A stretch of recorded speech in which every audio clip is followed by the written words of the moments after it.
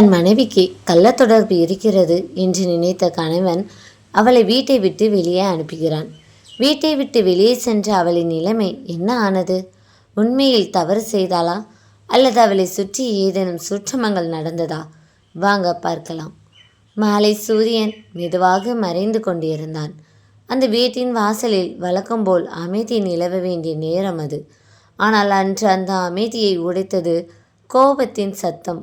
பல வருடங்களாக அன்பும் நம்பிக்கையும் நிறைந்திருந்த அந்த வீடு ஒரே ஒரு புகைப்படத்தால் கன நேரத்தில் போர்க்களமாக மாறியது. வாசலில் நின்றிருந்த ஐஸ்வர்யாவை நேராக பார்த்த கார்த்திக்கின் கண்களில் காதலோ கருணையோ இல்லை. அவனுக்கு கொதித்து கொண்டிருந்த சந்தேகம் மட்டுமே இருந்தது. அந்த சந்தேகத்தின் வெப்பத்தில் அவன் வாயிலிருந்து வெளிவந்த வார்த்தைகள் கூர்மையான கத்தியை விட கொடூரமான அவளது இதயத்தை கிழித்தன. இனிமேல் இந்த வீட்டுக்குள் அவள் காலடி எடுத்து வைக்கக்கூடாது என்று அவன் கூறிய அந்த ஒரு வாக்கியம் அவளது உலகத்தையே நோக்கிவிட்டது. எதுவும் புரியாமல் நின்றிருந்த ஐஸ்வர்யாவின் கைகளிலிருந்து அவள் பிடித்திருந்த சிறிய பை நழுவி தரையில் விழுந்தது. என்ன தவறு செய்தேன் என்ற கேள்வி மட்டுமே அவளது மனதில் மீண்டும் மீண்டும் ஒலித்து கொண்டிருந்தது. கண்ணீரால் நிரம்பிய கண்களுடன் கணவனை பார்த்தாள். ஆனால் அவன் முகத்தில் எந்த மாற்றமும் இல்லை. பதிலாக தனது கைபேசியை அவளது முகத்திற்கு முன் நீட்டினான். திரையில் தெரிந்த அந்த புகைப்படத்தில் பார்த்த நொடியில் ஐஸ்வர்யாவின் முகம் வெளிரி போனது. உடலுக்குள் ஓடிய இரத்தமே உறைந்து விட்டது போல் அவள் அசையாமல் நின்றாள். அந்த புகைப்படம் அவளுக்கு புதியதல்ல. ஆனால் அது கார்த்திக்கின் கைகளுக்கு எப்படி வந்தது என்பதுதான் அவளுக்கு புரியவில்லை. அந்த அதிர்ச்சியிலே அவள் அதை எப்படி பெற்றீர்கள் என்று கேட்டுவிட்டாள். ஆனால் அந்த ஒரு கேள்வியை கார்த்திக்கின் சந்தேகத்தை உறுதிப்படுத்திவிட்டது. அவளிடம் இருந்த ஒவ்வொரு விளக்கமும் அவனுக்கு பொய்யாகவே தோன்றியது. அவள் சொல்ல முயன்ற உண்மையை முழுமையாக கேட்காமல் இனி ஒரு வார்த்தையும் பேச வேண்டாம் என்று கோபமாக கூறியவன் அவளது வாழ்க்கையின் கதவையை மூடிவிட்டான். அந்த வீட்டில் தன்னுடைய இடம் முடிந்துவிட்டதை உணர்ந்த ஐஸ்வர்யா கண்ணீரை அடக்க முயன்றபடி மெதுவாக திரும்பி நடந்தாள். அவள் பின்னால் மூடப்பட்ட அந்த கதவு ஒரு வீட்டின் கதவு மட்டுமல்ல, இருவரின் வாழ்க்கையையும் பிரித்த கதவாக மாறிவிட்டது. அவள் வெளியேறி 10 நிமிடங்கள் கூட ஆகவில்லை. இன்னும் கோபம் அடங்காமல் வீட்டிற்குள் அங்கும் இங்கும் நடந்து கொண்டிருந்த கார்த்திக்கின் கைபேசி திடீரென ஒலித்தது. அறிமுகம் இல்லாத எண்ணிலிருந்து வந்த அந்த அழைப்பை சாதாரணமாக எடுத்தவன் மறுமுனையில் கேட்க செய்தியால் உலகமே இருண்டு போனது. ஐஸ்வர்யா விபத்தில் சிக்கி மருத்துவமனைக்கு கொண்டு செல்லப்பட்டிருக்கிறாள் என்ற செய்தி அவள் காதுகளில் விழுந்த அந்த நொடியை கையில் இருந்த மொபைல் கீழே நழுவி விழுந்தது. அடுத்த சில நிமிடங்களில் மருத்துவமனையின் அவசர சிகிச்சை பிரிவின் வெளியே நின்றிருந்த கார்த்திக்கின் மனநிலை முற்றிலும் மாறியிருந்தது. சில நிமிடங்களுக்கு முன்பு அவளை வெறுத்தவன் இப்போது அவள் உயிருடன் இருக்க வேண்டும் என்று கடவுளிடம் வேண்டிக் கொண்டிருந்தான். மருத்துவர் உயிருக்கு ஆபத்தில்லை என்றாலும் தலையில் பலமான காயம் ஏற்பட்டு இருப்பதாகவும் கண் விழித்த பிறகே முழு நிலைமையும் சொல்ல முடியும் என்றும் கூறி சென்றார். அந்த வார்த்தைகள் சிறு ஆறுதலை கொடுத்தாலும் அவனுடைய மனதில் இருந்த பயத்தை முழுமையாக போக்கவில்லை. அந்த நேரத்தில் தான் வயதான ஒரு போலீஸ் அதிகாரி அவன் அருகில் வந்து அமைதியாக இருந்தார். சில நொடிகள் எதுவும் பேசாமல் இருந்த அவர், நடந்தது விபத்து அல்ல, யாரோ திட்டமிட்டு ஐஸ்வர்யாவை தள்ளி இருக்கிறார்கள் என்று கூறியபோது கார்த்திக்கின் உடலே நடுங்கியது. ஏன் யாராவது அவளை கொல்ல முயற்சிக்க வேண்டும் என்ற கேள்விக்கு உடனடி பதில் சொல்லாமல் அதிகாரி ஒரு பழைய கவரை அவனது கையில் வைத்தார். மயங்குவதற்கு முன்பு ஐஸ்வர்யா இதை தன்னிடம் ஒப்படைத்து கார்த்திக்கை கொடுக்க வேண்டும் என்று கூறியிருந்தாள். நடுங்கிய விரல்களால் அந்த கவரை திறந்த கார்த்திக்கின் கண்களில் முதலில் பட்டது ஒரு பழைய புகைப்படம். அதன் பின்னால் எழுதப்பட்டிருந்த ஒரே ஒரு வரி அவனுடைய மூச்சையே நிறுத்தியது. நான் செய்தது தப்பில்லை, ஆனால் நான் உயிரோடு இருந்தால் இன்னும் 3 குடும்பம் அழியும். அந்த வரியை படித்ததும் அவனது மனதில் எழுந்த அதிர்ச்சி புகைப்படத்தை பார்த்த அதிர்ச்சியை விட பல மடங்கு அதிகமாக இருந்தது. காரணம், அந்த எழுத்து ஐஸ்வர்யாவின் கையெழுத்து அல்ல.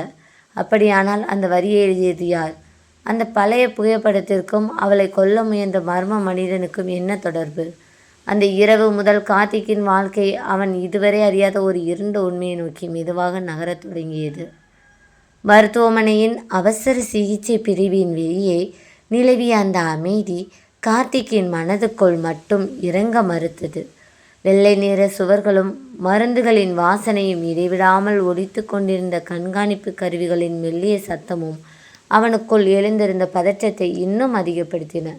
சில மணி நேரங்களுக்கு முன்பு கோபத்தின் உச்சியில் நின்று தனது வாழ்க்கையிலிருந்து நிரந்தரமாக வெளியேறச் சொன்ன மனைவி இப்போது உயிருக்கும் மரணத்துக்கும் நடுவே போராடி கொண்டிருக்கிறாள் என்ற உண்மையை அவனால் ஏற்றுக்கொள்ள முடியவில்லை. சுவரில் சாய்ந்து அமர்ந்திருந்த அவனது பார்வை கையில் இருந்த பழைய புகைப்படத்தின் மீது மீண்டும் மீண்டும் சென்று நின்றது. அந்த புகைப்படத்தின் பின்னால் எழுதப்பட்டிருந்த ஒரு வரி அவனது மனதை விடாமல் துரத்தி கொண்டிருந்தது.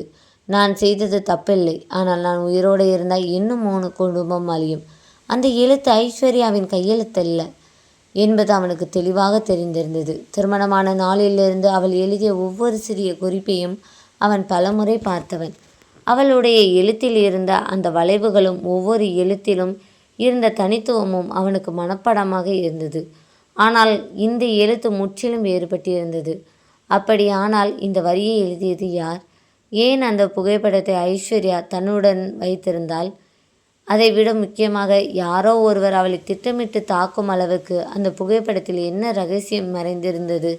இந்த கேள்விகள் அவன் மனதுக்குள் ஒன்றன் பின் ஒன்றாக எழுந்து கொண்டிருக்க, அருகில் அமர்ந்திருந்த வயதான போலீஸ் அதிகாரி அமைதியாக அவனை பார்த்து கொண்டிருந்தார். பல வருட அனுபவம் கொண்ட அவரது கண்கள் கார்த்திக்கின் முகத்தில் தெரிந்த ஒவ்வொரு உணர்வையும் படித்து கொண்டிருந்தன. சந்தேகம் வர மாதிரி ஏதாவது விஷயம் உங்கள் மனைவி நடந்துக்கிட்டாங்களா என்ற அவரது கேள்வி கார்த்திக்கை யோசிக்க வைத்தது. கடந்த சில மாதங்களாக ஐஸ்வர்யா அடிக்கடி ஏதோ கவலையுடன் இருந்தது அவனுக்கு நினைவுக்கு வந்தது. இரவு நேரங்களில் யாருக்கும் தெரியாமல் மொட்டை மாடிக்கு சென்று நீண்ட நேரம் பேசுவாள். அவள் பேசி கொண்டிருந்த என்னை கேட்டால் அலுவலக வேலை என்று சிரித்தபடியே சமாளித்து விடுவாள். சில சமயம் அவள் முகத்தில் பயமும் பதற்றமும் மாறி மாறி தோன்றியிருக்கிறது. ஆனால் அதையெல்லாம் அவன் பெரிதாக எடுத்துக்கொள்ளவில்லை. இப்போது அந்த ஒவ்வொரு சம்பவமும் ஒன்றோடு ஒன்று இணைந்தது ஒரு புதிராக அவன் முன் நிற்க ஆரம்பித்தது. அவன் நினைவுகளில் மூழ்கி இருந்த நேரத்தில் மருத்துவமனை வழித்தடத்தில் வேகமாக நடந்து வந்த ஒரு நர்ஸ் அவசர சிகிச்சை அறைக்குள் நுழைந்தாள். அதற்கு பின்னால் மருத்துவரும் விரைந்து சென்றனர். சில நிமிடங்களில் பரபரப்பாக இருந்த அந்த இடம் மீண்டும் அமைதியாக மாறிய போது கதவு திறந்து மருத்துவர் வெளியே வந்தார். பயப்பட வேண்டாம், நினைவு திரும்ப ஆரம்பிச்சிருக்கு, ஆனால் அதிகம் பேசக்கூடாது, மன அழுத்தம் கொடுக்காதீங்க என்று சொல்லிவிட்டு அவர் நகர்ந்தார். அந்த வார்த்தைகள் கார்த்திக்குள் ஒரு சிறிய நிம்மதியை ஏற்படுத்தின. மெதுவாக கதவை தள்ளி உள்ளே சென்றான். படுக்கையில் படுத்திருந்த ஐஸ்வர்யாவின் முகம் மிகவும் சோர்வாக இருந்தது. தலையில் தடிமனான கட்டு, கையில் சைலன், உதடுகள் வறண்டு போயிருந்தன. இருந்தாலும் அவளை பார்த்ததும் அவளது கண்களில் ஒரு சிறிய ஒளி தோன்றியது. பேச வேண்டும் என்ற ஆவல் அவளிடம் இருந்தது. ஆனால் வார்த்தைகள் வர போராடின. கார்த்திக் மெதுவாக அவளது கையை பிடித்தான். சில மணி நேரங்களுக்கு முன்பு அதே கையை தள்ளி வைத்தவன் இப்போது அந்த கையை தன்னை விட்டு நழுவி போய்விடக்கூடாது என்று பயந்தான். ஐஸ்வர்யாவின் உதடுகள் மெதுவாக அசைந்தன. அந்த ஃபோட்டோ, அவ்வளவுதான்.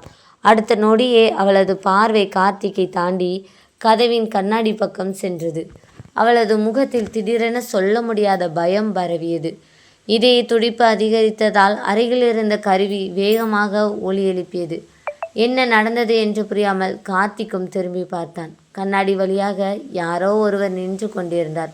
கருப்பு நிற தொப்பியும் முகத்தின் பாதியை மறைத்திருந்த முகக்கவசம் மட்டுமே தெளிவாக தெரிந்தன. ஆனால் அந்த கண்கள் மட்டுமே நேராக ஐஸ்வர்யாவை பார்த்து கொண்டிருந்தன. கார்த்திக்கின் பார்வை அவர் மீது விழுந்த நொடியில் அந்த நபர் அமைதியாக திரும்பி வேகமாக நடந்தார். ஏதோ தவறு நடக்கிறது என்ற உணர்வு கார்த்திக்குள் மின்னல் போல பாய்ந்தது. ஒரு வார்த்தையும் பேசாமல் அறையை விட்டு வெளியே ஓடினான். நீண்ட வழித்தடத்தை கடந்தபோது அந்த மனிதன் படிக்கட்டுகளை நோக்கி இறங்கி கொண்டிருந்தான். கார்த்திக் முழு வேகத்தில் பின்தொடர்ந்தான். மருத்துவமனையின் கீழ்த்தளத்தை அடைந்தபோது வெளியே மழை பெய்து கொண்டிருந்தது. வாசலுக்கு வெளியே மக்கள் கூட்டம் இருந்தது. அந்த கூட்டத்திற்குள் நுழைந்த கருப்பு தொப்பி அணிந்த மனிதன் சில நொடிகளில் காணாமல் போய்விட்டான். மலைத்துளிகள் முகத்தில் விழுந்தாலும் கார்த்திக்கின் பார்வை சுற்றிலும் அலைந்தது. எந்த திசையிலும் அவர் தெரியவில்லை. அவன் ஏமாற்றத்துடன் திரும்பிய போது வாசல் அருகே கிடந்த ஒரு சிறிய வெள்ளை உரை அவனது கவனத்தை ஈர்த்தது. அது அங்கே சில நொடிகளுக்கு முன் இல்லை என்பது அவனுக்கு சந்தேகமே இல்லை. உரையை எடுத்து பிரித்தான். அதற்குள் இருந்த சிறிய காகிதத்தில் அவசரமாக எழுதப்பட்டிருந்த ஒரு வரி அவனது முதுகு தண்டுக்குள் குளிர்ச்சியை ஓடவிட்டது. உண்மையை தேட ஆரம்பிக்காதே, இல்லையென்றால் அடுத்த படுக்கையில் இருப்பது ஐஸ்வர்யா இல்லை, நீயாக இருப்பாய். மருத்துவமனையின் வாசலில் நின்றபடியே அந்த வரியை படித்த கார்த்திக்கு தெளிவாக ஒன்று மட்டும் புரிந்தது. இது சாதாரண விபத்து இல்லை. சில மணி நேரங்களுக்கு முன்பு தனது மனைவியை சந்தேகப்பட்டு வீட்டை விட்டு அனுப்பிய அவன் இப்போது அவளுடைய உயிரை காப்பாற்ற வேண்டிய ஒரே மனிதனாக மாறியிருந்தான். ஆனால் அவளை காப்பாற்றுவதற்கு முன் அந்த பழைய புகைப்படத்தில் மறைந்திருந்த உண்மையை கண்டுபிடிக்க வேண்டிய கட்டாயம் அவனுக்கு ஏற்பட்டிருந்தது. அவன் அறியாமல் அந்த உண்மையை நோக்கிய முதல் அடியை ஏற்கனவே எடுத்து வைத்து விட்டான். அந்த ஒரு அடி அவனுடைய வாழ்க்கையையும் இன்னும் 3 குடும்பங்களின் வாழ்க்கையையும் தலைகீழாக மாற்றப் போகிறது. மருத்துவமனையின் வாசலில் நின்றபடியே அந்த மிரட்டல் கடிதத்தை மீண்டும் ஒரு முறை வாசித்தான் கார்த்திக். கையில் இருந்த காகிதம் மலைத்துளிகளால் நனைந்து கொண்டிருந்தாலும் அதில் எழுதப்பட்டிருந்த ஒவ்வொரு வார்த்தையும் அவனது மனதில் ஆழமாக பதிந்துவிட்டது. யாரோ ஒருவர் அவன் எடுக்கும் ஒவ்வொரு அடியையும் கவனித்து கொண்டு இருக்கிறார் என்ற உணர்வு அந்த இரவு முதல் முறையாக அவனுக்குள் பயத்தை விதித்தது. ஆனால் அதே நேரத்தில் இதுவரை சந்தேகத்தின் கண்களால் பார்த்த ஐஸ்வர்யா உண்மையில் ஏதோ பெரிய ஆபத்தில் சிக்கியிருக்கிறாள் என்ற எண்ணமும் அவன் மனதில் வேரூன்ற ஆரம்பித்தது. மெதுவாக திரும்பி மீண்டும் மருத்துவமனைக்குள் நடந்தான். வழித்தடம் முழுவதும் அமைதியாக இருந்தது. சில நோயாளிகளின் உறவினர்கள் நாற்காலிகளில் சோர்வாக அமர்ந்திருந்தனர். செவிலியர்கள் தங்கள் பணியில் மூழ்கி இருந்தனர். அந்த இயல்பான சூழலுக்குள் கார்த்திக்கின் மனம் மட்டும் போர்க்களமாக இருந்தது. கையில் இருந்த மிரட்டல் கடிதத்தையும் பழைய புகைப்படத்தையும் ஒன்றாக மடித்து சட்டை பையில் வைத்து கொண்டான். அந்த 2 பொருட்கள் தான் இனிமேல் அவனுக்கு கிடைத்த ஒரே தடயம். ஐஸ்வர்யா இருந்த அறைக்குள் மீண்டும் நுழைந்தபோது அவள் கண்களை மூடியபடியே அமைதியாக படுத்திருந்தாள். அருகில் இருந்த கருவியின் சீரான ஒளி மட்டுமே அவள் உயிருடன் இருப்பதை உணர்த்தி கொண்டிருந்தது.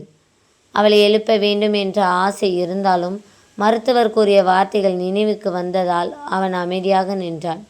சிறிது நேரத்தில் அவளது விரல்கள் மெதுவாக அசைந்தன. அவள் கண்களை திறந்து அவனை பார்த்தாள். அந்த பார்வையில் முன்பு இருந்த பயம் இன்னும் முழுமையாக மறையவில்லை. கார்த்திக் எதையும் கேட்கவில்லை. முதலில் அவளுக்கு நிம்மதி தர வேண்டும் என்று நினைத்தான்.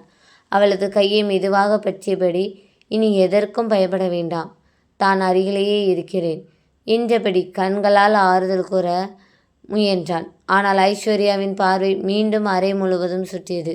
யாரையோ தேடுவது போலவும் யாரோ மீண்டும் வரக்கூடும் என்ற அச்சத்தில் இருப்பது போலவும் அவள் தெரிந்தாள். சில நொடிகளுக்கு பிறகு மிகவும் மெதுவாக உதடுகளை திறந்தாள். புகைப்படத்தை பற்றி பேச வேண்டும் என்று அவள் முயற்சி செய்தது தெளிவாக தெரிந்தது. ஆனால் பேச ஆரம்பிக்கும் ஒவ்வொரு முறையும் அவளது குரல் நடுங்கியது. இறுதியில் அந்த ஃபோட்டோ உங்ககிட்ட எப்படி வந்தது என்ற அதே கேள்வியை தான் மீண்டும் கேட்டாள். இந்த முறை கார்த்திக் பதில் சொல்லவில்லை. அவளை சந்தேகப்படுத்திய அந்த புகைப்படம் இப்போது ஒரு சாதாரண படம் அல்ல என்பதை அவன் புரிந்து கொண்டிருந்தான். அதனால் அவன் கேட்டது ஒரே ஒரு கேள்வி, உனக்கு ஆபத்து வரும் முன்னாடியே தெரிஞ்சுதா? அந்த கேள்வியை கேட்டவுடன் ஐஸ்வர்யாவின் கண்களில் மீண்டும் கண்ணீர் வழிந்தது. சில வினாடிகள் அமைதியாக இருந்த அவள் தலையை மெதுவாக ஆட்டினாள். அது ஆமாம் என்ற பதிலாக இருந்தது. அந்த ஒரு அசைவே கார்த்திக்கின் மனதை உலுக்கிவிட்டது. அவள் இதுவரை தனியாக ஏதோ ஒரு சுமையை சுமந்து கொண்டிருக்கிறாள் என்பது இப்போது உறுதியாகிவிட்டது. அந்த நேரத்தில் கதவு மெதுவாக திறந்தது. உள்ளே வந்த மருத்துவர் நோயாளிக்கு ஓய்வு மிகவும் அவசியம் என்று கூறி கார்த்திகை வெளியே அனுப்பினார். வேறு வழியில்லாமல் அறையை விட்டு வெளியே வந்த அவன் வழித்தடத்தில் நின்றிருந்த வயதான போலீஸ் அதிகாரியை மீண்டும் சந்தித்தான். கார்த்திக்கின் முகத்தை பார்த்ததும் ஏதோ முக்கியமான விஷயம் நடந்திருக்கிறது என்பதை அவர் புரிந்து கொண்டார். இருவரும் மருத்துவமனையின் அமைதியான ஓரத்திற்கு சென்றனர். அங்கே யாரும் இல்லை என்பதை உறுதிப்படுத்தி கொண்ட பிறகுதான் கார்த்திக் தனது சட்டை பையில் இருந்து அந்த மிரட்டல் கடிதத்தை எடுத்து காட்டினான். அதை முழுவதுமாக வாசித்த அதிகாரியின் முகம் சற்றே மாறியது. இது சாதாரண மிரட்டல் அல்ல என்றும் யாரோ ஒருவர் மிகவும் திட்டமிட்டு செயல்படுகிறார் என்றும் அவர் மெதுவாக கூறினார். அதன் பிறகு அவர் தன் கையில் இருந்த ஒரு சிறிய குறிப்பு புத்தகத்தை திறந்து அந்த பழைய புகைப்படத்தை மீண்டும் பார்க்கலாமா என்று கேட்டான். கார்த்திக் புகைப்படத்தை அவரிடம் கொடுத்தான். சில நொடிகள் அதை பார்த்து கொண்டிருந்த அதிகாரியின் பார்வை திடீரென ஒரு முகத்தின் மீது நின்றது. மீண்டும் அருகில் கொண்டு வந்து கவனமாக பார்த்தார். அவருடைய முகத்தில் தோன்றிய மாற்றத்தை கார்த்திக் கவனித்து விட்டான். இந்த முகம் என்று மெதுவாக ஆரம்பித்த அதிகாரி ஒரு நிமிடம் அமைதியாக நின்றார். எனக்கு எங்கேயோ பார்த்த மாதிரி இருக்கு. அந்த வார்த்தை கார்த்திக்கின் ஆர்வத்தை அதிகப்படுத்தியது. யார் சார் இவர்? இப்போ ஞாபகம் வரலை. ஆனால் இந்த முகத்தை நான் மறந்திருக்க முடியாது. பழைய ஒரு கேஸில் பார்த்துருக்கலாம். அந்த ஒரே தகவல் கார்த்திக்கு புதிய நம்பிக்கையை கொடுத்தது. இதுவரை எந்த திசையிலும் நகராமல் இருந்த விசாரணை இப்போது ஒரு சிறிய தடயத்தை பிடித்திருந்தது. அதே நேரத்தில் மருத்துவமனைக்கு வெளியே சாலையின் மறுபுறம் நிறுத்தப்பட்டிருந்த கருப்பு நிற காருக்குள் இருந்த ஒருவர் மருத்துவமனையின் நுழைவாயிலை உற்று பார்த்து கொண்டிருந்தார். அவரது கையில் ஒரு தொலைநோக்கி கண்ணாடி இருந்தது. கார்த்திக் மற்றும் அந்த போலீஸ் அதிகாரி பேசி கொண்டிருப்பதை சில நிமிடங்கள் கவனித்த அவர் மெதுவாக தனது கைபேசி எடுத்தார். அவன் இன்னும் பின்வாங்கல என்று மட்டும் கூறிவிட்டு அழைப்பை துண்டித்தார். அந்த காரின் பதிவு எண்ணை யாரும் கவனிக்கவில்லை. சில நொடிகளில் அது மலையோடு கலந்து இருளுக்குள் மறைந்து போனது. மருத்துவமனையின் 3வது மாடியில் நின்றபடியே ஜன்னல் வழியாக வெளியே பார்த்து கொண்டிருந்த கார்த்திக் தெரியவில்லை. அவன் தேட ஆரம்பித்த உண்மை அவனை விட பல அடிகள் முன்னிலையே நகர்ந்து கொண்டிருந்தது.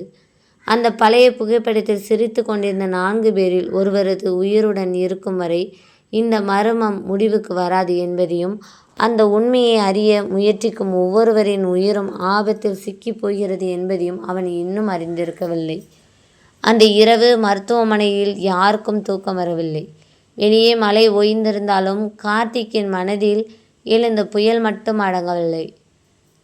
போலீஸ் அதிகாரி கூறிய ஒவ்வொரு வார்த்தையும், அந்த மிரட்டல் கடிதமும், பழைய புகைப்படத்தில் இருந்த முகங்களும் ஒன்றோடு ஒன்று கலந்து ஒரு புதிராக அவன் நினைவில் சுற்றி கொண்டிருந்தன.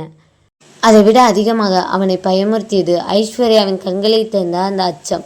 ஒரு மனிதன் மரணத்தை பார்த்தாலும் இவ்வளவு பயப்பட மாட்டான். ஆனால் யாரோ ஒருவரை அடையாளம் கண்டவளின் பயம் அவளது கண்களில் இருந்தது. விடியற் காலையை நெருங்கிய நேரத்தில் வயதான போலீஸ் அதிகாரி மீண்டும் மருத்துவமனைக்கு வந்தார். இரவு முழுவதும் அமைதியாக இருந்த அவரது முகத்தில் இப்போது ஒரு விதமான தீவிரம் தெரிந்தது.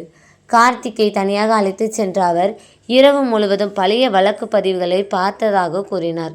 அந்த புகைப்படத்தில் இருந்த ஒரு முகம் 15 ஆண்டுகளுக்கு முன்பு திடீரென மூடப்பட்ட ஒரு வழக்குடன் தொடர்புடையதாக இருப்பதாக ஒரு மங்கலான சந்தேகம் ஏற்பட்டிருந்ததாகவும் சொன்னார். அந்த ஒரு தகவல் கார்த்திக்குள் புதிய நம்பிக்கையை உருவாக்கிய அதே நேரத்தில் புதிய பயத்தையும் உருவாக்கியது. 15 ஆண்டுகளுக்கு முன்பு நடந்த ஒரு சம்பவத்துக்கும் இன்று தனது மனைவியின் உயிருக்கும் என்ன தொடர்பு இருக்க முடியும்? அந்த கேள்விக்கு பதில் சொல்லாமல், அவசரப்படாதீங்க, எல்லாம் முடிச்சும் ஒரே நாளில் அவிழாது என்று மட்டும் கூறிவிட்டு அதிகாரி அமைதியாக நின்றார். அதே நேரத்தில் ஐஸ்வர்யா இருந்த அறையில் ஒரு சிறிய மாற்றம் நடந்தது. பல மணி நேரங்களாக மயக்கத்துக்கும் விழிப்புக்கும் நடுவே இருந்த அவள் இப்போது முழுமையாக கண் திறந்தாள்.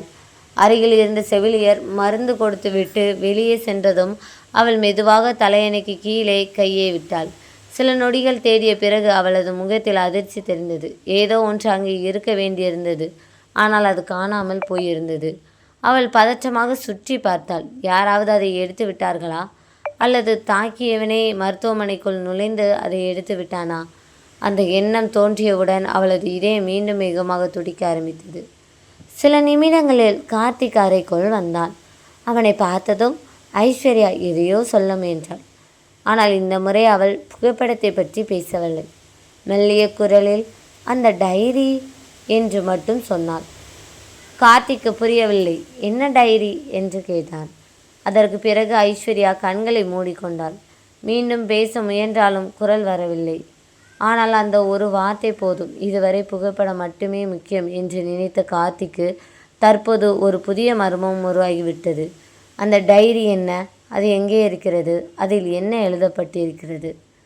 அந்த கேள்விகளுக்கு விடை தேடிக்கொண்டிருந்த போது மருத்துவமனையின் வரவேற்பில் இருந்த தொலைபேசி ஒலித்தது. பணியில் இருந்த செவிலியர் அழைப்பை ஏற்றார். மறுமுனையில் பேசியவர் தன்னை ஐஸ்வர்யாவின் உறவினர் என்று கூறி அவளுடைய அறை என்ன என்று கேட்டார். செவிலியருக்கு எந்த சந்தேகமும் வரவில்லை. அரை எண்ணை கூறிவிட்டு அழைப்பை முடித்து விட்டார். ஆனால் அந்த அழைப்பு மருத்துவமனையிலிருந்து வரவில்லை. மருத்துவமனைக்கு எதிரே இருந்த பழைய கட்டிடத்தின் மொட்டை மாடியில் நின்று கொண்டிருந்த ஒருவன் கைபேசியை அணைத்துவிட்டு மெதுவாக சிரித்தான். அவன் கையில் ஒரு சிறிய தொலைநோக்கி கருவி இருந்தது. அதன் வழியாக நேராக ஐஸ்வர்யாவின் அறை ஜன்னலை பார்த்து கொண்டிருந்தான். இன்னும் ஒரு நாள் மட்டும் என்று தனக்குத்தானே முணுமுணுத்தவன் தனது சட்டை பையிலிருந்து ஒரு பழைய புகைப்படத்தை எடுத்தான். அந்த புகைப்படம் கார்த்திக்கிடம் இருந்த புகைப்படம் அல்ல. ஆனால் அதில் இருந்த முகங்கள் அதே 4 பேர்தான். வித்தியாசம் ஒன்றே ஒன்று. கார்த்திக்கிடம் இருந்த புகைப்படத்தில் 4 பேரும் சிரித்து கொண்டிருந்தார்கள். இந்த புகைப்படத்தில் அதே 4 பேரின் பின்னால் 5வது நபரும் நின்றிருந்தார். அந்த 5வது நபரின் முகம் மட்டும் கருப்பு மையால் முழுவதுமாக அழிக்கப்பட்டிருந்தது. யாரும் அவரை அடையாளம் காணக்கூடாது என்பது போல் அல்ல, அவர்தான் இன்னும் உயிருடன் இருப்பவர் என்பது போல். அதே நேரத்தில் நகரின் மறுபுறம் இருந்த ஒரு பழைய வீட்டின் கதவு மெதுவாக திறந்தது. 70 வயதை தாண்டிய ஒரு முதியவர் பல ஆண்டுகளாக திறக்கப்படாத இரும்பு பெட்டியை வெளியே இழுத்து வைத்தார். நடுங்கிய கைகளால் அதன் பூட்டை திறந்தார். உள்ளே பழைய கோப்புகள், செய்தித்தாள் துண்டுகள், புகைப்படங்கள் அனைத்தும் நடுவில் சிவப்பு நிற அட்டையுடன் இருந்த ஒரு டைரி இருந்தது. அந்த டைரியின் முதல் பாகத்தில் பெரிய எழுத்துக்களில் எழுதப்பட்ட ஒரே ஒரு வரி, இந்த டைரியை யார் படித்தாலும் உண்மையை மறைக்க முடியாது. காலை சூரியன் நகரத்தின் மீது மெதுவாக தனது ஒளியை பரப்பிக் கொண்டிருந்தது. புதிய நாளின் தொடக்கம் எல்லோருக்கும் நம்பிக்கையை தரும் நேரமாக இருந்தாலும் கார்த்திக்கின் வாழ்க்கைக்குள் மட்டும் இன்னும் இருள் விலகவே இல்லை. மருத்துவமனையின் 3வது மாடி ஜன்னல் அருகே நின்றபடி வெளியில் விரிந்திருந்த நகரத்தை வெறித்து பார்த்து கொண்டிருந்தான். அவனது மனதில் ஒரே நேரத்தில் எண்ணற்ற கேள்விகள் அலைமோதின. பழைய புகைப்படம், மர்மமான மிரட்டல் கடிதம், யாருக்கும் தெரியாத டைரி, 15 ஆண்டுகளுக்கு முன்பு திடீரென மூடப்பட்ட வழக்கு. இவை அனைத்தும் தனித்தனியான சம்பவங்கள் அல்ல, ஒரே நூலில் கட்டப்பட்ட முடிச்சுகள் என்பதில் இப்போது அவனுக்கு சந்தேகமில்லை. ஆனால் இந்த முடிச்சின் ஆரம்பம் எங்கே, முடிவு எங்கே என்பதுதான் அவனுக்கு புரியாமல் இருந்தது. சில நிமிடங்களுக்கு பிறகு மெதுவாக அறைக்குள் நுழைந்தான். படுக்கையில் சாய்ந்தபடி இருந்த ஐஸ்வர்யா கண் விழித்தாள். உடல்நிலை இன்னும் சீராகவில்லை. முகம் வெளியேறியிருந்தது. இருந்தாலும் அவளது கண்களில் மட்டும் ஒரு விதமான பதற்றம் தொடர்ந்து கொண்டே இருந்தது. கார்த்திகை பார்த்தவுடன் ஏதோ மிக முக்கியமான விஷயத்தை உடனே சொல்ல வேண்டும் என்ற அவசரம் அவளிடம் ஏற்பட்டது. ஆனால் பேசுவதற்கு முன் அறையின் கதவை நோக்கி பார்த்தாள். வெளியே யாராவது நின்று இருக்கிறார்களா என்பதை உறுதிப்படுத்தி கொண்ட பிறகே மெதுவாக கையை உயர்த்தி அருகில் வருமாறு கார்த்திகை கையை அசைத்தாள். அவள் அருகில் குனிந்தபோது மிகவும் மெலிந்த குரலில் அவள் சில வார்த்தைகளை மட்டுமே உச்சரிக்க முடிந்தது. டைரி வீட்டில் இல்லை, யாரையும் நம்பாதீங்க என்று சொல்லிவிட்டு கண்களை இறுக்கமாக மூடிக்கொண்டாள். அந்த சொற்கள் ஒவ்வொன்றும் அவள் எவ்வளவு பயத்தில் இருக்கிறாள் என்பதை வெளிப்படுத்தின. அதற்கு மேல் பேச அவளுக்கு சக்தியே இல்லை. அந்த நேரத்திலேயே மருத்துவர் அறைக்குள் வந்துவிட்டதால் கார்த்திகால் மேலும் எதையும் கேட்க முடியவில்லை. அமைதியாக வெளியே வந்தாலும் அவனது மனதில் ஐஸ்வர்யா சொன்ன அந்த 2 வாக்கியங்கள் மட்டும் திரும்ப திரும்ப ஒலித்து கொண்டே இருந்தன. டைரி வீட்டில் இல்லை என்றால் அது எங்கே இருக்கிறது? அதைவிட யாரையும் நம்பாதீங்க என்று அவள் ஏன் உச்சரித்தாள்? யாரை பற்றி அவள் சொல்கிறாள்? இந்த மருத்துவமனையிலே யாராவது அவர்களை கண்காணிக்கிறார்களா என்ற எண்ணங்கள் அவனை விடாமல் துரத்தின. அந்த குழப்பத்துடனே அறையை விட்டு வெளியே வந்த கார்த்திகை வயதான போலீஸ் அதிகாரியை அழைத்தார். மருத்துவமனை வளாகத்தின் ஓரமாக இருந்த சிறிய தேநீர் கடைக்கு இருவரும் அமைதியாக நடந்து சென்றனர். அங்கே சில நிமிடங்கள் எந்த பேச்சும் இல்லாமல் நின்ற பிறகு அதிகாரி தனது சட்டை பையிலிருந்து பழைய கோப்பு ஒன்றை மெதுவாக வெளியெடுத்தார். அதன் மடிந்திருந்த தூசியை பார்த்தாலே அது பல ஆண்டுகளாக யாரும் பார்க்காத கோப்பு என்பது புரிந்தது. நேற்று நான் சொன்ன பழைய கேஸ் ஞாபகம் இருக்குல்ல என்று அமைதியாக கேட்டார். கார்த்திக் மெதுவாக தலையசைத்தான். அந்த வழக்கில் 4 பேர் இருந்தாங்க. ஆனால் அதிகாரப்பூர்வ பதிவில் 3 பேரோட பெயர் மட்டும்தான் இருக்குது. 4வது ஆள் யாருன்னு அந்த கோப்புலையும் இல்லை. அந்த மனிதரை யாரோ திட்டமிட்டோ எல்லா பதிவுகளிலிருந்து அழிச்சிருக்காங்க.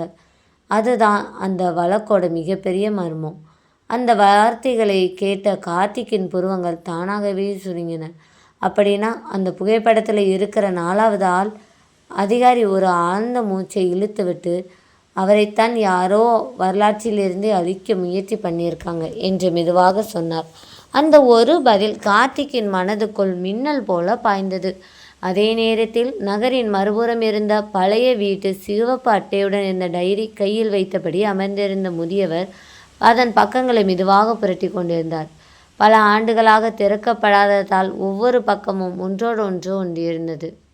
மிகவும் கவனமாக அவற்றை பிரித்தபோது உள்ளே சிக்கியிருந்த ஒரு பழைய புகைப்படம் கீழே விழுந்தது. அதை எடுத்து பார்த்த அவர் சில நொடிகள் அப்படியே அசையாமல் நின்றார். அந்த புகைப்படத்தில் இளம் வயதில் இருந்த அவரும் அவருக்கு பக்கத்தில் நின்றிருந்த இன்னொரு மனிதரும் சிரித்து கொண்டிருந்தனர். அந்த 2வது மனிதரின் முகத்தை பார்த்தவுடன் அவரது கண்களில் கண்ணீர் மெல்ல நிரம்பியது.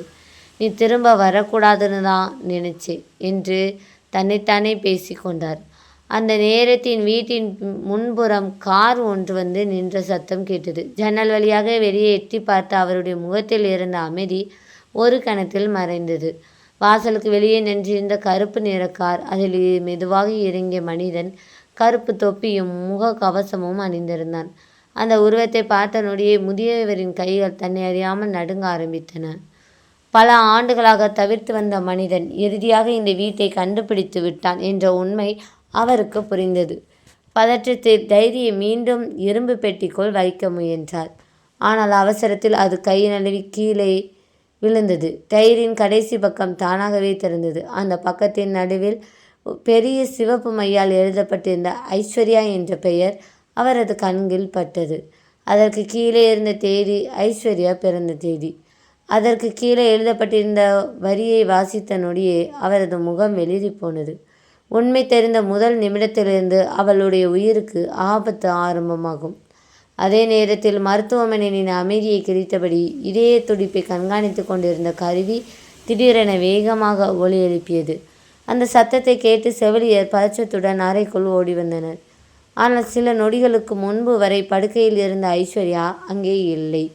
படுக்கை காலியாக இருந்தது. அறை முழுவதும் தேடியும் அவளை காண முடியவில்லை. எங்கேயோ ஒரு கணத்தில் காணாமல் போயிருந்தாள். மருத்துவமனையின் 3வது மாடி வழித்தடம் முழுவதும் பரபரப்பாக மாறியிருந்தது. சில நொடிகளுக்கு முன்பு வரை அமைதியாக இருந்த அந்த இடம் இப்போது பதற்றத்தின் சத்தத்தால் நிரம்பி இருந்தது. செவிலியர்கள் ஒருவருக்கொருவர் ஏதோ சொல்லிக்கொண்டு அவசரமாக ஓடிக்கொண்டிருந்தனர். பாதுகாப்பு ஊழியர்கள் ஒவ்வொரு அறையையும் திறந்து பார்த்தனர். ஆனால் ஐஸ்வர்யாவின் சுவடு எங்கும் இல்லை. செவிலியரின் அழைப்பை கேட்டவுடன் உயிர் பிழைக்க ஓடுகிற மனிதனைப் போல கார்த்திக் அறையை நோக்கி விரைந்தான். அறைக்குள் நுழைந்ததும் காலியாக இருந்த படுக்கையை பார்த்த நொடியில் அவனது கண்கள் பலவீனமடைந்தன. சில மணி நேரங்களுக்கு முன்பு உயிரோடு போராடி கொண்டிருந்த அவள் இப்போது எப்படி காணாமல் போக முடியும் என்று அவனுக்கு புரியவில்லை. இங்கே இருந்த நோயாளி எங்கே என்று அருகில் நின்றிருந்த செவிலியரிடம் கத்தினான். எங்களுக்கும் தெரியல சார். 2 நிமிஷத்துக்கு முன்னாடி தான் மருந்து போட்டுட்டு வெளியே வந்தேன். இப்போ வந்து பார்த்தா ரூம் காலியாக இருக்கு என்று பதற்றத்துடன் கூறினாள். அந்த பதில் கார்த்திக்கு கோபத்தை விட பயத்தை அதிகமாக்கியது. அவன் அறையின் ஒவ்வொரு மூலையும் கவனமாக பார்த்தான். ஜன்னல் பாதியாக திறந்திருந்தது. காற்றில் திரைச்சீலை மெதுவாக அசைந்தது. படுக்கையின் அருகில் இருந்த சலைன் ஸ்டாண்ட் கீழே சாய்ந்திருந்தது. தரையில் சிறிய இரத்த துளி ஒன்று காய்ந்து கொண்டிருந்தது. அந்த நேரத்தில் வயதான போலீஸ் அதிகாரியும் அறைக்குள் வந்தார். அனுபவம் நிறைந்த அவரது பார்வை ஒரு கணத்தில் அறை முழுவதையும் ஆராய்ந்தது.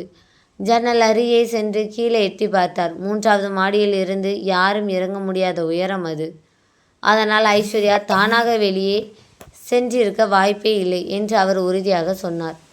இது திட்டமிட்ட கடத்தல் என்று மெதுவாக சொன்னார். அந்த ஒரு வார்த்தை கார்த்திக்கின் இதயத்தை பலமாக தாக்கியது. உடனே மருத்துவமனையின் அனைத்து நுழைவாயில்களையும் மூடும்படி அதிகாரி உத்தரவிட்டார். பாதுகாப்பு கேமராக்களின் பதிவுகளையும் எடுத்து வரச் சொன்னார். சில நிமிடங்களில் மருத்துவமனையின் கண்காணிப்பு அறையில் அனைவரும் திரண்டனர். திரையில் ஓடிய காட்சிகளை வேகமாக பார்த்து கொண்டிருந்த போது ஒரு குறிப்பிட்ட நேரத்தில் அனைவரின் கவனமும் நின்றது. ஐஸ்வர்யாவின் அறைக்குள் வெள்ளை கோட் அணிந்த ஒருவர் நுழைந்தார். முகத்தில் அறுவை சிகிச்சை முக கவசமும் தலையில் தொப்பி, கையில் மருத்துவ கோப்புகளை பார்த்தவுடன் மருத்துவர் போலவே தோன்றினார். அவர் எங்கள் ஹாஸ்பிட்டல் டாக்டர் இல்லை என்று அருகில் நின்றிருந்த மருத்துவமனை நிர்வாகி திடீரென சொன்னார். அந்த வார்த்தையை கேட்டவுடன் அறையில் இருந்த அனைவரும் அதிர்ச்சியடைந்தனர். காட்சி தொடர்ந்து ஓடியது. சுமார் 3 நிமிடங்களுக்கு பிறகு அதே நபர் வெளியே வந்தார். ஆனால் இந்த முறை அவரது அருகில் வீல் சேரில் அமர்ந்திருந்த ஒருவர் இருந்தார். முகம் முழுவதும் போர்வையால் மூடப்பட்டிருந்ததால் யார் என்று அடையாளம் காண முடியவில்லை. பாதுகாப்பு ஊழியர்கள் யாரும் சந்தேகப்படாமல் அவர்களை வெளியே அனுப்பிவிட்டனர். காட்சி முடிந்ததும் கார்த்திக் நாற்காலியில் அமர்ந்தபடியே தலையை பிடித்து கொண்டான். தன் கண் முன்னே நடந்த சம்பவத்தை யாரும் கவனிக்காதது அவனை அதிர்ச்சியில் ஆழ்த்தியது. அதே நேரத்தில் நகரின் எல்லை பகுதியில் இருந்த பழைய தொழிற்சாலை ஒன்றின் இருண்ட அறையில் ஐஸ்வர்யா மெதுவாக கண் திறந்தாள். தலையில் இருந்த காயம் இன்னும் வலித்து கொண்டிருந்தது. கைகளை அசைக்க முயன்றாள். ஆனால் அவை நாற்காலியுடன் இறுக்கமாக கட்டப்பட்டிருந்தன. அறை முழுவதும் இருள் சூழ்ந்திருந்தது. மேலே இருந்த உடைந்த ஜன்னல் வழியாக வந்த சிறிய வெளிச்சம் மட்டுமே உள்ளே விழுந்தது. அந்த வெளிச்சத்தில் எதிரே ஒரு மனிதன் ஒருவர் நின்று இருப்பது தெரிந்தது. அவன் மெதுவாக முன்னே வந்தான். முகத்தில் இருந்த கருப்பு முகக்கவசத்தை கழற்றிய போது ஐஸ்வர்யாவின் கண்கள் அதிர்ச்சியில் பெரிதாக விரிந்தன. நீங்களா என்று அவளது உதடுகள் நடுங்கின. அந்த மனிதன் சிரித்தான். ஆமாம், நான் சாகல ஐஸ்வர்யா. எல்லாரும் செத்துட்டான்னு நினைச்ச மனிதன். இப்போ உன் முன்னாடி நிற்கிறேன். அந்த வார்த்தைகளை கேட்ட நொடியே 15 ஆண்டுகளாக புதைந்து கிடந்த ரகசியம் உயிர் பெற்று எழ ஆரம்பித்தது. பழைய தொழிற்சாலையின் அந்த இருண்ட அறைக்குள் சில நொடிகள் அமைதி மட்டுமே நிலவியது. மேலே உடைந்து கிடந்த சுவரின் இடைவெளி வழியாக உள்ளே விழுந்த மங்கலான வெளிச்சம் மட்டுமே அந்த இடத்தை ஒளிரச் செய்தது. எதிரே நின்றிருந்த மனிதனின் முகத்தை பார்த்தபடி ஐஸ்வர்யா உறைந்து போயிருந்தாள். அவளது மூச்சு வேகமாக ஏறி இறங்கியது.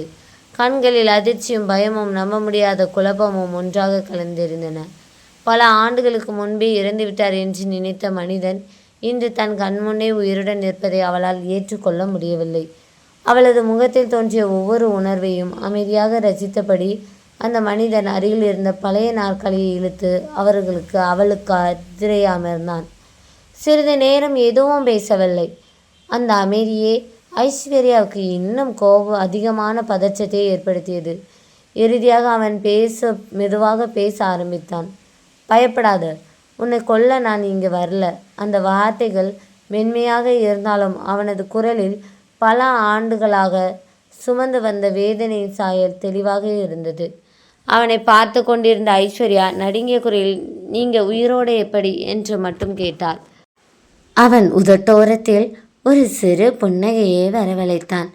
அதே கேள்வியைத்தான் கடந்த 15 வருஷமா எல்லோரும் கேட்கணும். ஆனால் யாருமே கேட்கல. ஏன்னா எல்லோரும் நான் செத்துட்டேன்னு நம்பிட்டாங்க. அவர் சொல்லி கொண்டே தனது சட்டை பையில் இருந்த ஒரு பழைய புகைப்படத்தை எடுத்தான். அதை மெதுவாக ஐஸ்வர்யாவின் முன் வைத்தான். அது கார்த்திக்கு கிடைத்த அதே புகைப்படம்தான். ஆனால் இதில் ஒரு வித்தியாசம் இருந்தது. இதுவரை யாராலும் அடையாளம் காண முடியாத அந்த 5வது மனிதனின் முகம் அதில் அழிக்கப்படாமல் தெளிவாக இருந்தது. புகைப்படத்தின் மீது பார்வையை பதித்தபடியே அவன் அமைதியாக சொன்னான், இந்த ஃபோட்டோவில் இருக்கிற 5வது ஆள் நான் தான். அந்த ஒரு வாக்கியம் ஐஸ்வர்யாவின் இதயத்தையே அதிர செய்தது. அவளது மூச்சு ஒரு கணம் நின்று போனது போல உணர்ந்தாள். அவளுடைய அதிர்ச்சியை புரிந்து கொண்ட அரவிந்த் மெதுவாக தொடர்ந்தான். என் பெயர் அரவிந்த். 15 வருஷத்துக்கு முன்னாடி நாங்கள் 5 பேரும் சேர்ந்து ஒரு பெரிய நில மோசடியை வெளிச்சத்துக்கு கொண்டு வர ஆதாரம் சேகரித்தோம். அது சாதாரண மோசடி இல்லை. அதில் பெரிய அரசியல்வாதிகள், தொழிலதிபர்கள், அதிகாரிகள், அதிகாரமும் பணமும் இருந்த பல பேர் சம்மந்தப்பட்டிருந்தாங்க. அந்த உண்மை வெளியே வந்திருந்தா பல பேரோட வாழ்க்கையும் அதிகாரமும் ஒரே நாளில் சிதறி போயிருக்கும். அவன் பேசும்போது அவனது கண்களில் கடந்த காலத்தின் காயங்கள் மீண்டும் உயிர் பெற்றன. சில நொடிகள் அமைதியாக இருந்தவன் ஆழமாக மூச்சை இழுத்துவிட்டு மீண்டும் பேச ஆரம்பித்தான். ஆனால் எங்களுக்குள்ளே இருந்த ஒருத்தன் பணத்துக்காக எங்களை காட்டி கொடுத்தான். நாங்கள் நம்பின மனிதனை எங்களை விற்று விட்டான். அந்த ஒரு வரி அறைக்குள் மீண்டும் கனமாக அமைதியை உருவாக்கியது. ஐஸ்வர்யா பேசாமல் அவனை பார்த்து கொண்டே இருந்தாள். அந்த இரவு எங்களை எல்லோரையும் கொல்ல திட்டமிட்டாங்க. 4 பேரும் செத்துட்டாங்கன்னு உலகமே நம்பிச்சு. ஆனால் நான் மட்டும் உயிர் பிழைச்சேன். உயிரோடு இருந்தே சாவு சான்றிதழ் வாங்கினவன் நான். அவ்வாறு சொல்லிக்கொண்டே மேசையின் மீது இருந்த பழைய டைரியை அவன் மெதுவாக தட்டினான். அந்த டைரியில் எல்லாமே இருக்குது. யார் துரோகம் பண்ணாங்க, யார் கொலை பண்ணாங்க, எதுக்காக பண்ணாங்க, எந்த ஆதாரத்தையும் விட்டு வைக்காமல் எல்லாத்தையும் எழுதி வச்சிருக்கேன். அதை கேட்ட ஐஸ்வர்யா கண்களை மூடிக்கொண்டாள். பல நிமிடங்களாக மனதுக்குள் எழுந்திருந்த ஒரு கேள்வியை இறுதியாக கேட்டாள். அப்படின்னா என்னை ஏன் இதில் இழுத்தீங்க? அரவிந்த் உடனே பதில் சொல்லவில்லை. சில நொடிகள் அமைதியாக அவளை பார்த்து கொண்டிருந்தான். பிறகு மிகவும் மெதுவாக, நான் உன்னை இந்த கதைக்குள் இழுக்கலை, நீயே இந்த கதைக்குள்ளே பிறந்தவ என்றான். அந்த வார்த்தைகள் ஐஸ்வர்யாவுக்கு ஒன்றும் புரியவில்லை. அவள் குழப்பத்துடன் அவனை பார்த்தான். அரவிந்த் டைரியை திறந்து ஒரு குறிப்பிட்ட பக்கத்தை அவளிடம் நீட்டினான். அந்த பக்கத்தில் ஒரு சிறிய குழந்தையின் புகைப்படம் ஒட்டி இருந்தது.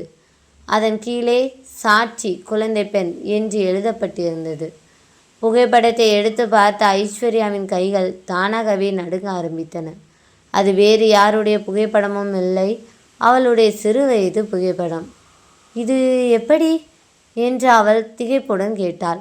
அரவிந்த் மெதுவாக எழுந்து உடைந்த ஜன்னல் அருகே சென்று நின்றான். வெளியே வெறிச்சோடிய தொழிற்சாலை சில நொடிகள் பார்த்துவிட்டு திரும்பாமல் பேச ஆரம்பித்தான். அந்த இரவு நடந்த கொலையை நேரில் பார்த்த ஒரே சாட்சி நீதான் ஐஸ்வர்யா. அப்போது உனக்கு 3 வயசு தான். நீ எதையும் ஞாபகம் வச்சிருக்க மாட்டேன்னு நினச்சி உன்னை உயிரோடு விட்டுட்டாங்க. ஆனால் அதுக்கப்புறம் உன்னை பாதுகாக்க உன்னோட உண்மையான அடையாளத்தையே மறைக்க வேண்டிய நிலை வந்துச்சு. அந்த உண்மையை கேட்ட நொடியில் ஐஸ்வர்யாவின் கண்களில் கண்ணீர் வழிந்தது. இதுவரை தன்னுடைய வாழ்க்கை சாதாரணமானது என்று நினைத்திருந்த அவள் அந்த ஒரு நிமிடத்தில் தனது பிறப்பே ஒரு பெரிய மர்மத்தின் மையமாக இருந்திருக்கிறது என்பதை உணர்ந்தாள். அதே நேரத்தில் மருத்துவமனையில் கார்த்திக் வயதான போலீஸ் அதிகாரியுடன் சேர்ந்து கண்காணிப்பு கேமராவின் பதிவுகளை மீண்டும் மீண்டும் பார்த்து கொண்டிருந்தான். ஏதாவது ஒரு சிறிய தடயம் கிடைக்குமா என்ற நம்பிக்கையில் ஒவ்வொரு சாட்சியையும் கவனமாக ஆய்வு செய்தனர். அப்போது திடீரென்று வீல்சேரை தள்ளி சென்ற மனிதனின் வலது கையில் இருந்த அரைச்சந்திர வடிவிலான கருப்பு நிற பச்சை குத்து அதிகாரியின் கவனத்தை பட்டது.